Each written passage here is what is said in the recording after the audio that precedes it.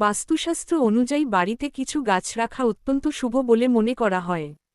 এই গাছগুলো শুধু ঘরের সৌন্দর্যই বাড়ায় না, বরং বাড়িতে ইতিবাচক শক্তি, শান্তি, সমৃদ্ধি এবং সুস্বাস্থ্য নিয়ে আসে।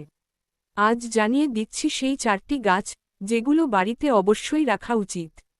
প্রথম গাছ, তুলসী গাছ। তুলসীকে বাস্তুশাস্ত্রে মা লক্ষ্মীর রূপ বলা হয়েছে।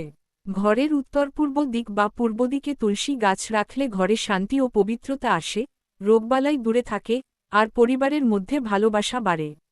দ্বিতীয় গাছ, মানি প্ল্যান্ট। এই গাছ সম্পদ ও সমৃদ্ধির প্রতীক। দক্ষিণ পূর্ব দিক, অর্থাৎ বাড়ির আগুনের কোণে মানি প্ল্যান্ট রাখলে অর্থনৈতিক উন্নতি ঘটে এবং ঘরে ধনপ্রবাহ বাড়ে। তৃতীয় গাছ, বাঁশ গাছ বা লাকি ব্যাম্বু। এটি সৌভাগ্য, উন্নতি এবং দীর্ঘায়ুর প্রতীক। ঘরের পূর্ব বা উত্তর দিকের জানালার কাছে রাখলে কর্মজীবনে সাফল্য আসে এবং পরিবারের মধ্যে ইতিবাচক ভাব ছড়িয়ে পড়ে। চতুর্থ গাছ, অ্যালোভেরা। অ্যালোভেরা শুধু শরীরের জন্য নয়, ঘরের শক্তির ভারসাম্যের জন্যও উপকারী। এটি বাতাস শুদ্ধ করে, নেগেটিভ শক্তি দূর করে এবং মানসিক প্রশান্তি আনে।